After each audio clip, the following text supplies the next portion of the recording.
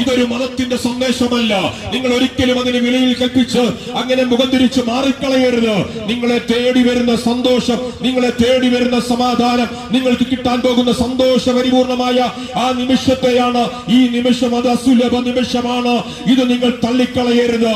ഇപ്പോഴാകുന്നു രക്ഷാ ദിവസം, ഇപ്പോഴാകുന്നു സുപ്രസാദ കാലം. ഈ സന്തോഷ നിമിഷത്തിലേക്ക് ഞാൻ നിങ്ങളെ ആഹ്വാനം ചെയ്യുകയാണ്. നാടെങ്കിലും തകർന്നുകൊണ്ടിരിക്കുമ്പോൾ, സമൂഹം തകർന്നുകൊണ്ടിരിക്കുമ്പോൾ, ഒരു വ്യക്തിയുടെ തകർച്ച കണ്ടിട്ട് മാറി നിൽക്കുവാൻ കഴിയാത്തത് കൊണ്ടാണ്. അരുതേ, ലഹരി ഉപയോഗിക്കരുതേ. നിങ്ങളുടെ കുടുംബം തകരുകയാണ്. മാതാപിതാക്കളെ തള്ളിക്കളയരുതേ, മക്കളെ ഉപേക്ഷിച്ച് കളയരുതേ എന്ന് പറഞ്ഞ് ഞങ്ങൾ തെരുക്കോണുകളിൽ നിന്നുകൊണ്ട് ഈ സന്ദേശം നിങ്ങളോട് വിളിച്ചറിയിക്കുന്നത്. ഞാൻ പ്രാരംഭത്തിൽ പറഞ്ഞില്ലേ, ഒരു മതപ്രഭാഷണത്തിനോ ഒരു രാഷ്ട്രീയ പ്രഭാഷണത്തിനോ മാറ്റുവാൻ കഴിയാത്ത സമൂലമായ മാറ്റം ഈ ലഘുപ്രഭാഷണത്തിന് കഴിയും. പക്ഷേ മുങ്ങിത്താഴുന്ന കയത്തിനകത്ത് കയറിട്ട് കൊടുക്കുന്നവൻ ഏത് മതക്കാരനാണെന്നും ഏത് വ്യക്തിയാണെന്നും നോക്കുവാൻ താങ്കൾ തീരുമാനിച്ചാൽ രക്ഷപ്പെടാൻ കഴിയത്തില്ല. ഒരേ ഒരു മാർഗമുണ്ട്, അത് യേശുവിന്റെ മാർഗമാണ്. യേശു പറഞ്ഞു, ഞാൻ എന്റെ സമാധാനം നിങ്ങൾക്ക് തന്നേച്ചു പോകുന്നു.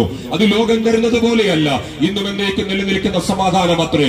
സമാധാനം നഷ്ടപ്പെട്ടവർ എന്നെ കേൾക്കുന്നുണ്ടെങ്കിൽ, കുടുംബ തകർച്ചകളിലായിരിക്കുന്നവർ എന്നെ കേൾക്കുന്നുണ്ടെങ്കിൽ, രോഗത്താൽ ഭാരപ്പെടുന്നവർ എന്നെ കേൾക്കുന്നുണ്ടെങ്കിൽ, ആണ്ടുകളായി വർഷങ്ങളായി എന്റെ പ്രശ്നത്തിനൊരു പരിഹാരം വരുത്തുവാൻ ഞാൻ പല സ്ഥലങ്ങളിൽ കടന്നുപോയി, ഞാൻ പല വൈദ്യന്മാരുടെ അടുക്കൽ കടന്നുപോയി, എല്ലാം വിറ്റെന്റെ എല്ലാം തകർന്നു. എനിക്ക് നാശം മാത്രമേ എന്റെ ജീവിതത്തിലുള്ളൂ, തകർച്ച മാത്രമേ എനിക്കുള്ളൂ. എന്നെ ആര് രക്ഷിക്കുമെന്ന് ഓർത്ത് ആരെങ്കിലും പുറത്തു വരാതെ രഹസ്യമായി നിൽക്കുന്നവരുണ്ടെങ്കിൽ എന്റെ ഈ സന്ദേശത്തിന് മുൻപിൽ ഞാൻ നിങ്ങളെ ആഹ്വാനം ചെയ്യുന്നു.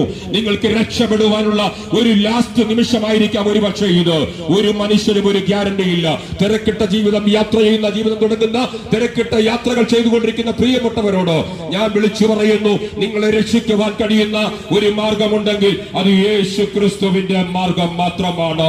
യേശുവിന് മാത്രമേ നിങ്ങളെ രക്ഷിക്കുവാൻ കഴിയത്തുള്ളൂ. ഈ ലോകത്തിലെ നിയമങ്ങൾക്കോ സംഹിതകൾക്കോ ഒരു രാഷ്ട്രീയ നേതാക്കന്മാർക്കോ ഒരു മത നേതാക്കന്മാർക്കോ ആർക്കുമാരെയും രക്ഷിക്കാൻ കഴിയാതിരിക്കുമ്പോൾ യേശു ക്രിസ്തുവിൽ താങ്കൾ വിശ്വസിക്കൂ. എവിടെയും പോകണ്ട.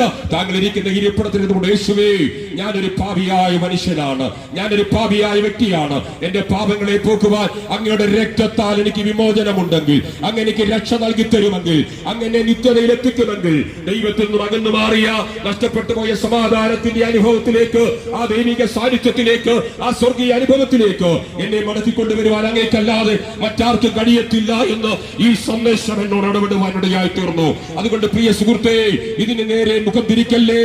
താങ്കൾക്കുള്ള അവസാന നിമിഷമായിരിക്കാം. എന്നെ തേടി വന്നൊരു സ്നേഹമുണ്ട് കേട്ടോ.